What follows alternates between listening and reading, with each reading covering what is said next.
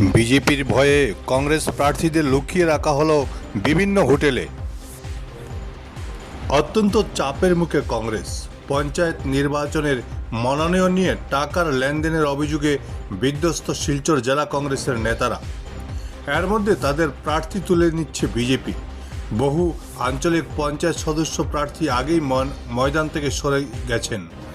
তাই এবার জেলা পরিষদের প্রার্থীদের আর হারাতে চায় না কংগ্রেস। গত দুদিন থেকে একটি হোটেলে নজরবন্দি করে রেখেছিল কংগ্রেস প্রার্থীদের। বিজেপির ভয়ে শিলচরের বিভিন্ন হোটেলে এপি এবং জেলা পরিষদ প্রার্থীদের নজরবন্দি করে রাখল শিলচর কংগ্রেস।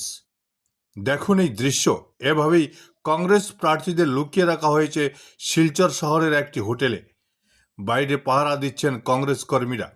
এমন ঘটনা স্বীকার করেছেন খুদ জেলা কংগ্রেস সভাপতি Abhijit Pal. Bureau report, Barak vision. Scrutiny শেষ হওয়ার পর থেকে এখন পর্যন্ত আমাদের ক্যান্ডিডেট প্রার্থী এবং প্রার্থীর পরিবারদেরকে যেভাবে বিজেপি দল এবং বিজেপির নেতারা যেভাবে প্রেশারাইজ করে যাচ্ছেন, কাউকে টাকার প্রলোভন দিয়ে, কাউকে সরকারের যে প্রকল্প আছে সেগুলা কেটে দেওয়া হবে, কেউ যদি আত্মীয় স্বজন কোনো চাকরিতে থাকে সেই চাকরির ভয় দেখিয়ে এইভাবে যে আমাদের ক্যান্ডিডেটগুলোকে অনবরত প্রেশারাইজ করে যাওয়া হচ্ছে। আমার ক্যান্ডিডেটগুলো ভয়ে আজকে বীতশ্রদ্ধ। ওনারা কিভাবে যে আমি কালকে পর্যন্ত উইথড্রলের ডেট আছে, এই উইথড্রলের ডেট পর্যন্ত ওনাদেরকে সেফলি রাখার জন্য আমি শিলচরে এনে রেখেছি বা অন্যান্য জায়গাতে আমি রাখার চেষ্টা করেছি, যাতে কোনোভাবে ক্যান্ডিডেটগুলোকে যেন কালকের দিন পর্যন্ত রাখা যায়।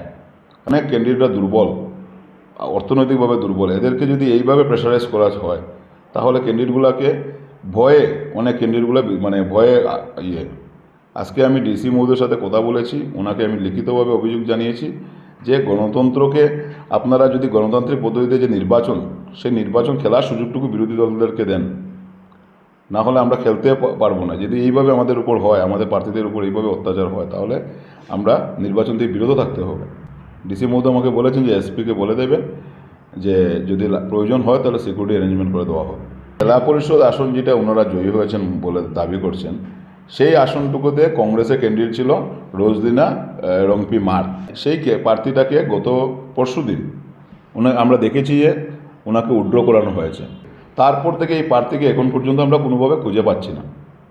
এই প্রার্থীর মোবাইল সুইচ অফ, ওনার বাড়িতে নেই, এখন পর্যন্ত আমরা ক্যান্ডিডেট খুঁজে পাইনি। তারপর থেকে আমরা দেখি প্রত্যেকটা প্রার্থীদের উপর এইভাবে চাপ সৃষ্টি করা হচ্ছে। সরকারের মেশিনারিজকে কাজে লাগিয়ে যেভাবে আমাদের প্রার্থীদেরকে ভয়, ভীতি, জোরজবস্তি ক্যান্সেল করা হচ্ছে, এটা গণতন্ত্রের জন্য একটা সুস্থ নয়। এটা যেভাবে প্রার্থীদেরকে অযথা হয়রানি করা হচ্ছে, ভয় দেখানো হচ্ছে, উইথড্র করানো হচ্ছে, সেটাতে গিয়ে ওনারা যে জয়ের যে ক্রেডিট নিচ্ছেন, ওনারা যে জয়, সেই জয়টা গণতান্ত্রিক পদ্ধতিতে জয় হয়নি।